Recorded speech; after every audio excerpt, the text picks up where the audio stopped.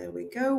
There we go. And there's a little bit of lag, yes. I'm just going to go live on Instagram as well. Good morning, everybody. If you're already there and you're watching, it's unlikely. I'll give it a minute or two. There we are. We're live on Instagram also. So that's us streaming everywhere now. Good morning, everybody. How are you this morning? The sun is shining.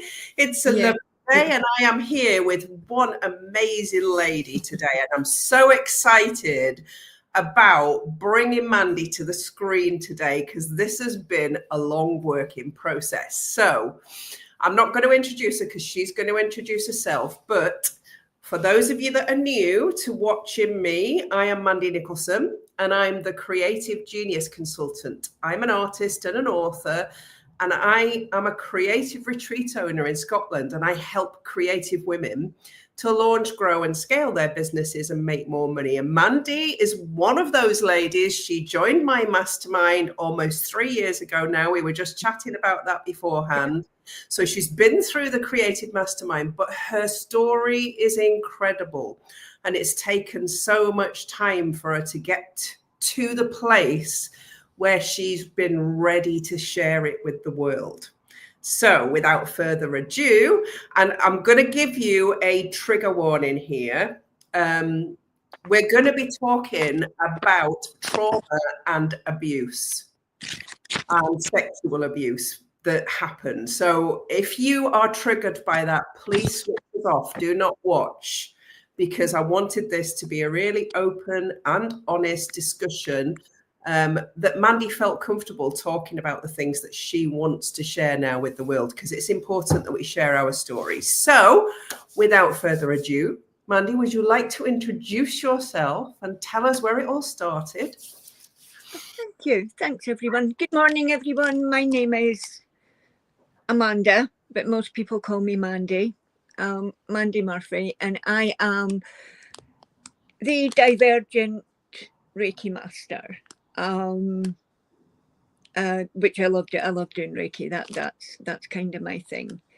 But I developed from Reiki to meditation as well, and I want to bring more Reiki and meditation and creativity to women who, like myself, have been through the care system or suffered abuse from a very young age. I first came into Mandy's world 3 years ago through this group, the Creative Genius Corner. Mm-hmm. I was just getting really back into doing things with my hands. I'd went to university, I'd done all these courses, I'd done all the stuff that your parents want you to do. But then I got back into making things with my hands, and that's where my happiness came in. Mm-hmm. So after Mandy's 5-day challenge, the third time, I did the Creative Mastermind, and it was through that. Mandy pulls you. She pulls the real you out. I make candles. I make adult candles, and I wanted to expand my business a bit more. I wanted it to be bigger. I wanted to push myself more.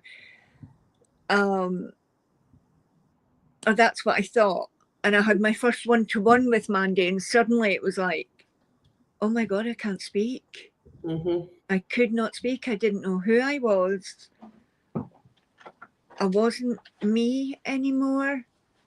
I was Ian's wife, the children's mum, an auntie, a godmother, a daughter, a sister, but I wasn't me anymore.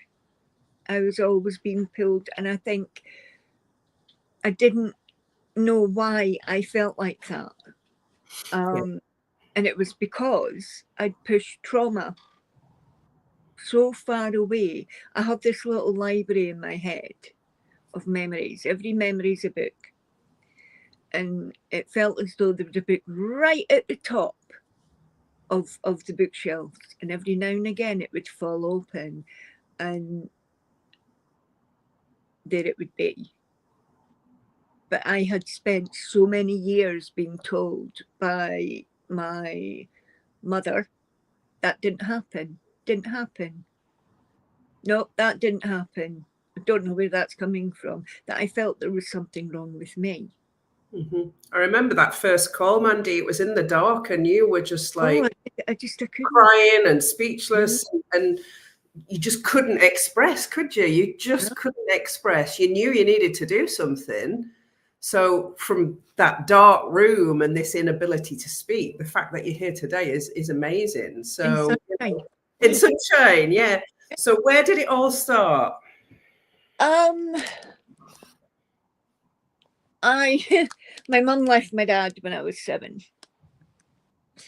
and she hid us from him for a year, and he found out where we were, and he kidnapped us back.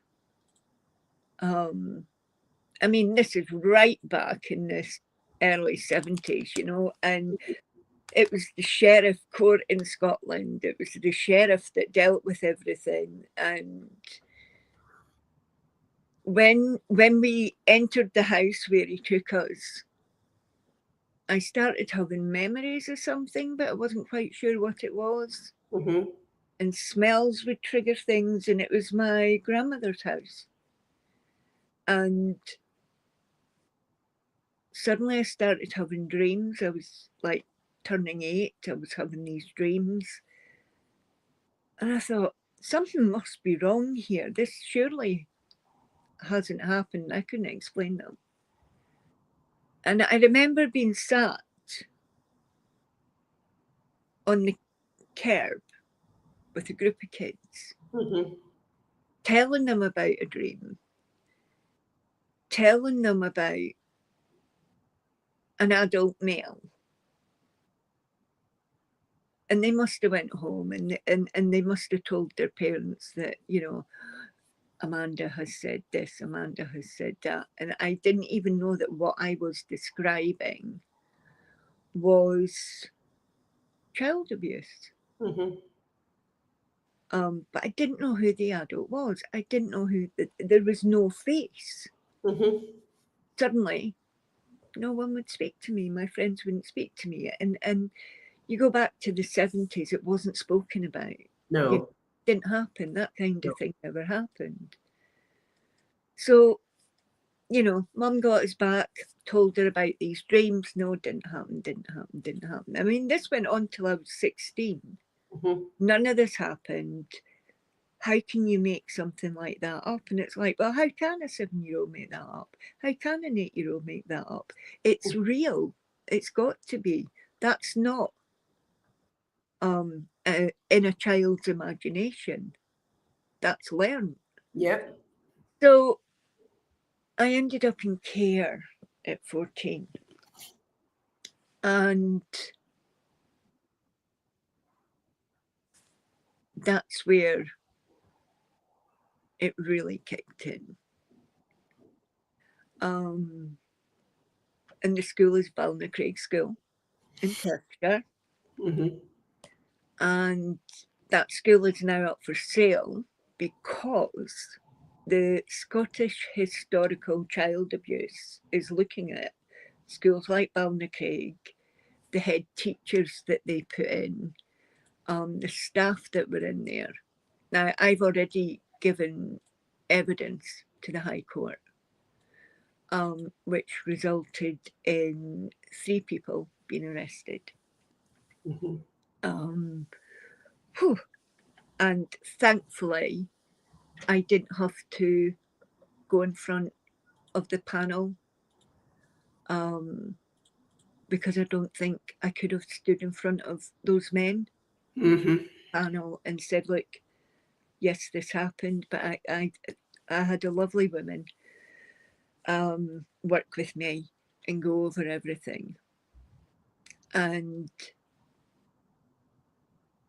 to deal with that, I started making with clay again, and I started drawing again. And believe me, I'm no Van Gogh, I'm more of a Picasso, but not as refined. my drawing and my painting leaves a lot to be desired. It's all very edgy and angry, or it was. Mm-hmm. And then I went on one of your retreats. Mm-hmm. And you and I must have sat for a couple of hours, and everything come out. It did. Everything. And that's when I found one of my old diaries. I think you, myself, and Nixie, who also did the Creative Mastermind, all brought out our leather-bound journals. Yeah, that's we right. write everything in. And suddenly, from 2012, there was a course that I'd written, and I'd completely forgot about it. And then, I said to you before we started, I found another one from 2002, and it like 2002, 2002. What am I like? And this had started back then. Mm-hmm. And after speaking to you, suddenly there was a book. Yep. Which I'm working on, and read most of it. And it all came out. And the more it came out, the less angry I became. The less confrontational, I think. You'd held it in for so long, though, Mandy. It had been there, and when it did come out, it's an emotional release for you. Yeah. That's taken decades to come out, really, hasn't it? Yeah. And I found out that not only were the nightmares true, but it had started at 3-year-old with an uncle.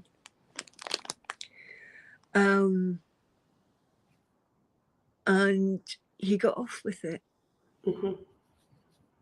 because the social workers didn't want to ruin his career.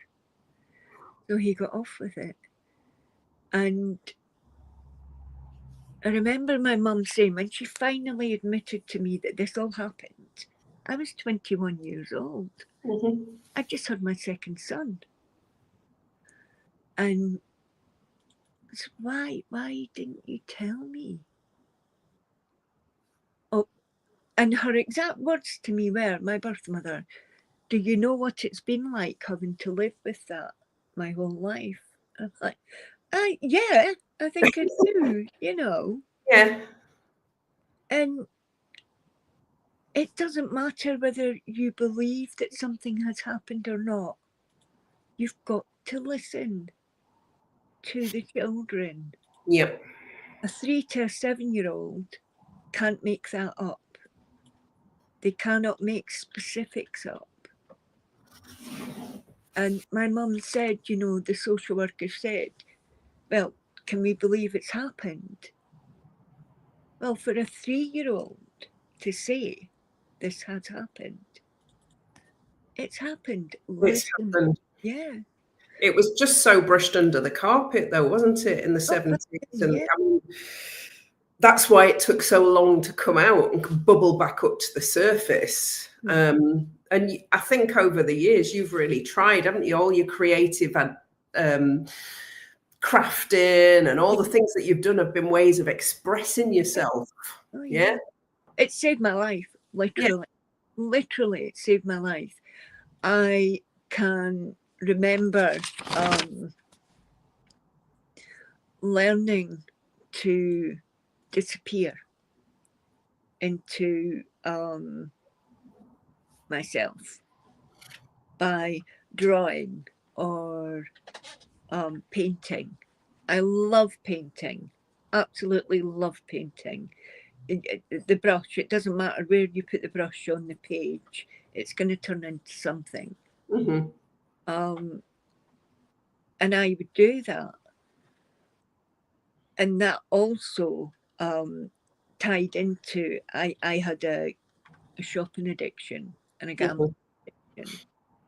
So if I was creating, I wasn't shopping, I wasn't gambling, and I wasn't in the real world. I was in my own little world where nothing could hurt me, no one could say anything to me, and I didn't have to feel like I was nothing and nobody, because I was creating my own little worlds with paper. I mean, you know, I remember, was it Twinkle, a magazine, when I was little, and on the back of it I had little cut-out dollies, and I always wanted cut-out dollies, and I would make them from newspaper because that's what I had. You know, from like the age of 7 upwards, things were made from newspaper, or, you know, going into care at 14 was hard. And I had foster parents at 16. That was really, really hard, because that just reinforced that nobody wanted me, that I was damaged, that somehow the family had to be without me. And whilst it was horrific in parts, it was the best thing to happen to me, because I was taken out of a toxic situation.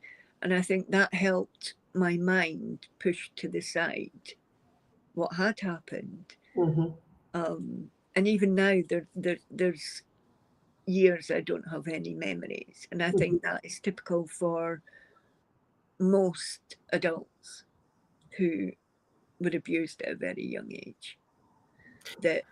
Yeah, I think as society, we struggle to understand that, don't we? When people come forward in their 40s and 50s talking about abuse, we struggle to understand that that abuse itself, compartmentalized, just causes years of blank. Yeah. And heartache. And it's so in the public eye at the moment with what's going on in America with Sean Diddy Combs, that it shouldn't take a celebrity to bring this to the forefront. You know, you walk into a convention of social workers, up to 75% of the social workers in that room have abused a child in one way or another, whether emotionally, mentally, verbally, physically, or sexually. They have, at some point in their career, abused a child, whether that's through not listening, or my own headmaster, who made me strip to my underwear because I'd done something wrong in school. Not just me, but another girl with me. And we had to stand there at 15 in our underwear, our brown knickers, with our heads down, because we weren't good enough to look at him. We didn't deserve to look at him. And he was stood there spiting the most horrible bile at us, using vile language. And I looked at the female member of staff, and she just kind of sighed and said, "Just do what he asks you, please." And I thought, you're a woman. You're allowing this man. And it wasn't he's walked in as we were getting ready to go to bed. It was he demanded that we remove our socks and our clothes because we didn't deserve them. You know, and I can still feel, even now, 40 years on, I can still feel that man's spittle on my back. And that was the way it was to be for months. When he come in a room, we had to stand and turn our backs. We weren't allowed to look at him. We didn't deserve to look at him, you know. And the headmaster before him had done the same. It was a misogyny thing, wasn't it? There was just abuse everywhere. It's horrendous. To hear it is horrendous. And you're so brave and so inspiring to be taking that power back now and saying, I want to come and talk about my story. Absolutely. not only do I want to talk about my story, I want women who have gone through the same thing to know that in my group and in my course, you're safe. Mm-hmm. You're absolutely safe. I know that men have gone through the same thing, but I can't understand how it affects a man because it's differently. Yeah. So I want to work with women. I'm not going to cure their trauma. I'm not a medical professional. I am a holistic therapist and I'm an insured, excuse me, holistic therapist, fully insured. But I'm not a medical professional and I'll never profess to be. I can give you the tools that I use to help myself. But I also want to get you back into creating, because for a lot of women who were in that situation as a child, not only have they blocked off the trauma, but a high percentage block off the ability to be creative again, because to access that bit of the brain that your creativity and imagination comes from, it accesses the trauma again. Yeah. Because they're kind of hidden away in the same area. And I think, I think that's, I know you're not a medical professional, but your lived experience, Mandy, is worth far more than all of those years of medical training. You are an expert by experience. These things have happened. You've healed yourself. You've found the ways to stop hiding in the dark, to stop, to stop keeping it in, to stop letting it affect your behavior and your anger and how you react to things, because there's a huge shift there, isn't there, from where you were to where you are now. That's worth gold, really, for women coming to work with you that have been through the same. So talk about your courses, because I know these are the things that were hidden and written such a long time ago and have come to life. I have written I've done a 21-day one, a quick one, where it can be done at your leisure.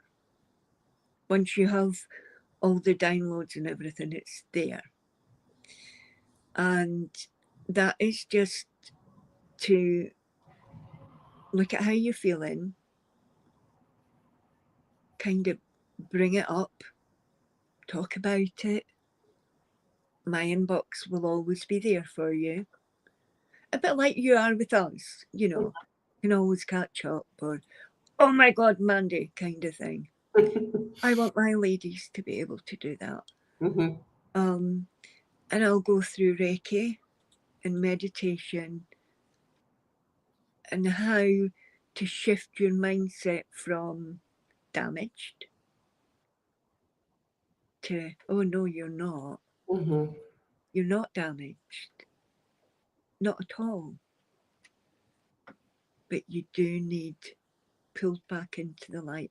I don't care if people point at me anymore. And for me, that's a big thing, a very big thing. At the end of that 21-day one, it will be more Reiki. And meditation. You'll have the opportunity to join the Reiki journey in a tune. If you do, perfect. Let's go into bigger courses. If you don't want to, then that's fine also. It's your journey. And the courses come under an umbrella called Journey to Me. And I will tell you how I got to my journey to me. And then you'll have your own one. There's also a 13-week course where I will tell you more about my story, how I got into it, there'll be a couple of snippets of the book as well. And bringing creativity into that. Well, working with clay, working with wax, pencils, crayons, whatever your medium is. But I'm not asking people to go out and buy expensive things. Just use what you have. The works is very good. You know, get back into getting what's from your mind onto paper, onto I forgot the word. Sorry, I also fibro as well as autism. Yeah.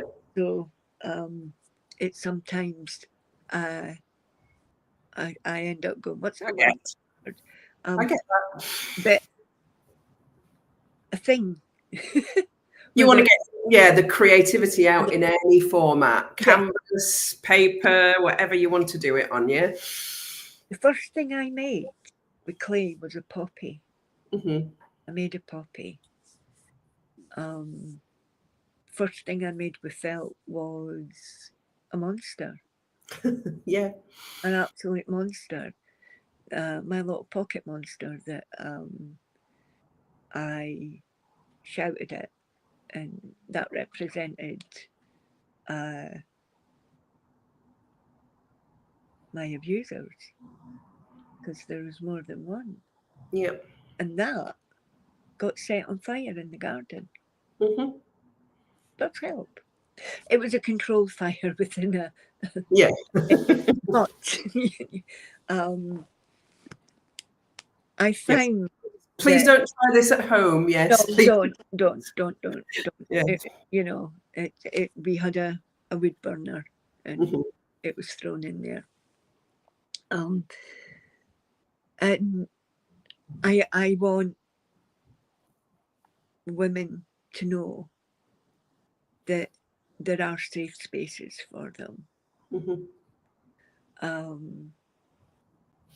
And being abused is nothing to be ashamed of. It absolutely is not. And that's where your journey's been. And seeing you, can I just say, it's wonderful to watch you now in the light. You are such a calming presence these days. And you almost draw people towards you. I can see the open arms waiting for these women to come to you now, because you're in such a better place than you were in.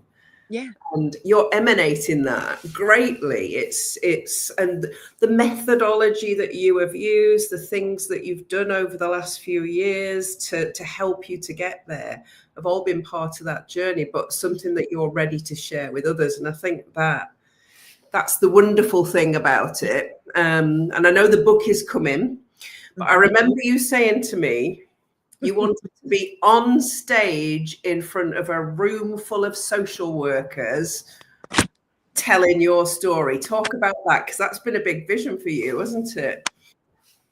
Yes. I still have this dream now. And it's an actual dream, although it was a nightmare, where I'm in an auditorium filled with people. Now, I love to be in ripped jeans. I love my Offspring top. You know, I quite often dye my hair lots of different colours. And I love my boots. And that's how I am in the dream, you know. Everyone else is in suits. They're introducing themselves to each other, but no one's talking to me. I'm in a massive auditorium. And then there's the 5-minute bell. And I get up, walk down these stairs. Everyone's looking at me, wondering, who the hell is this? You know, should she be here? Go behind the stage, get myself ready, and then I come out on stage. And I'm in a skirt and a top. I must have changed backstage. And as I start to take them off, I do have clothes on underneath. They see the girl that was in the crowd that no one wanted to speak to because people have prejudices. And quite often, I've done it myself, you judge a person by the way they talk, by the way they look, by the clothes they wear, you know, by the shopping they have in their basket. But the first thing I say to them is, my name is Amanda Murphy, and 75% of you have abused children in your care. And I want social workers to realise that by saying to a child, I can't right now, that child might not open up again. Mm-hmm. I understand you can't give every child in your care 100% of your time. That would be so hard to do. But if someone is coming to you and saying, whether they are 3-year-old, 13-year-old, 23-year-old, please listen to me. Whether you believe them or not, your job is to listen. Mm-hmm. I almost said we listen and we don't judge. Mm-hmm. That's that TikTok thing. But that is what is needed. Yeah. And it is my mission to have a voice for these women and to speak to social workers and to speak to care providers. There's a lot of private care providers. They're not all local council social work. There are private care providers as well. And let them know that it isn't just a case of getting through your childhood. I am 54 years old and I still cry. Mm-hmm. And I still have nightmares. And up until a couple of years ago, sorry, bag of sweets, I was still ashamed of who I was. Mm-hmm. I was terrified of people looking at me, of people pointing at me and saying, oh my God, she's been abused, keep away from her. Because mm-hmm. that's what happened when I was 7. Yeah. Rather than one of these adults go to the school or go to my dad and say, look, this is what is happening. They just kept their children away from me because it wasn't spoken about. Mm-hmm. And still not spoken about. And it has to be.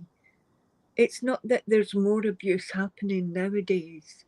It's that there's more people saying this happened. Historical child abuse is on the rise because more and more people are coming out and saying, no, enough.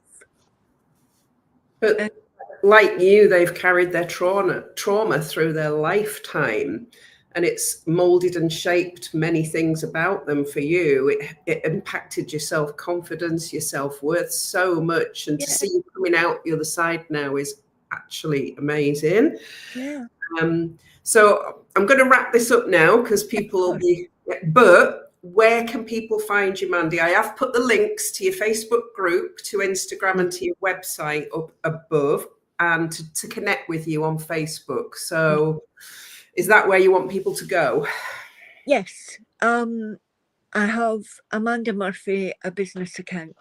Mm-hmm. And please find me there. Yeah. Find me there. It's this face you'll see on it, you know. And I have Wendell's Perfect Imperfection, which is my own business account, my candles. Mm-hmm. Please do not join that group or follow me at Mr. Wendell's if you don't like being offended, because my candles do offend people. They really do. If you're in a bind and you can't find me, Amanda Murphy with double M, you can find me there and I'll direct you. the book is also going to be called The Journey to Me. The Journey to Me. I love that title. It's such a powerful title.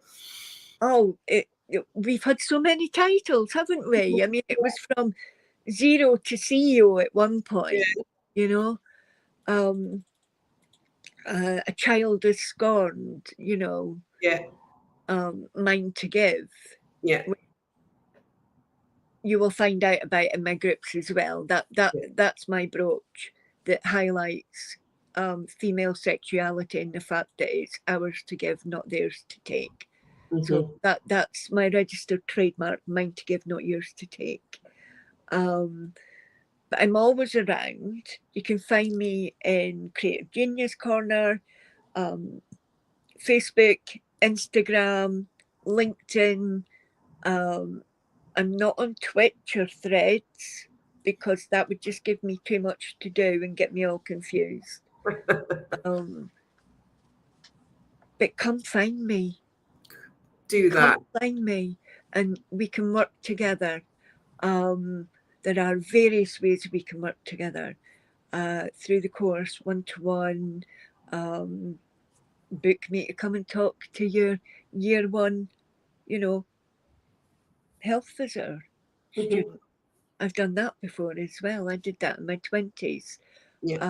And I loved it. I love giving talk. That was about childry and my own experience of it. But come and talk to me and let me talk to you. And reach out. It's the reaching out, isn't it? That's the thing. Mandy is not going to judge you. No. Mandy is going to welcome you and she's going to listen. And I think it's that. And this is why I wanted to do this live with you today. People need to see you. You need to be visible. People need to connect with you. And they can't do that when you're hiding in a darkened room and it's taken 3 years. With the hood up as well.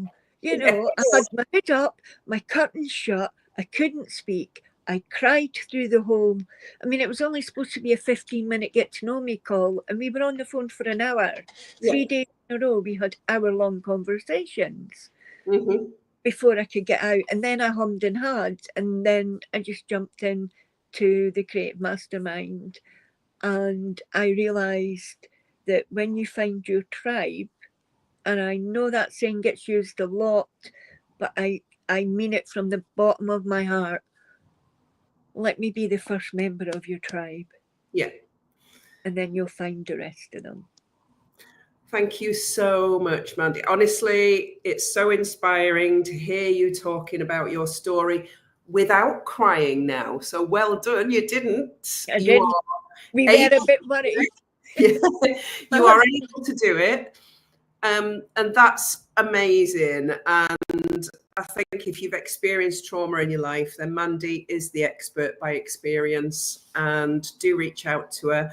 And also know that, you know, the Creative Mastermind is also like a warm hug. And if you're in a place where you need help, you reached out to me. I did. And I know Ian, your hubby, and he thought it was a scam at first. He used to sit in. He gave me hell, didn't he? He would not leave me alone. He was at every conversation you and I had. Just before I came on there, he squeezed my hand and he was like, go for it, you know. But he came up and met you. He did. He did. And he came to a creative retreat and we had great fun. He realised that he's a better painter than me. I wasn't happy, but he is. So you never know what you're going to discover until you step out of your comfort zone. But yeah, thank you so much for joining me today. You did amazing. You're very welcome. Thank you. Do more of this, please, and reach more people because that's what's needed. I am going to give you a little sneak peek. This group only. I haven't mentioned it to anyone else yet, but we are developing a podcast, a Mandy Murphy podcast. I love that. Where my sister, who I've just reconnected with after 15 years, has been kicking my ass. She's like, get podcast sorted. So we are going to be it's an exclusive for this group that a podcast is on its way. Yeah. Thank you. Well, thank you once again. Thank you for watching, everybody that's watched. Yes, thank you. Yeah, and if you're watching on replay, let us know and leave some comments. And Mandy will go back and have a look at the comments, and she'll answer any. Yeah. Yep. Thank you very much, everyone. Yes, I will be here same time, same place next week. Different subject. You never know what I'm going to talk about. So I will see you all in a week's time. Thank you. Thank you. Bye-bye, everyone. Bye-bye.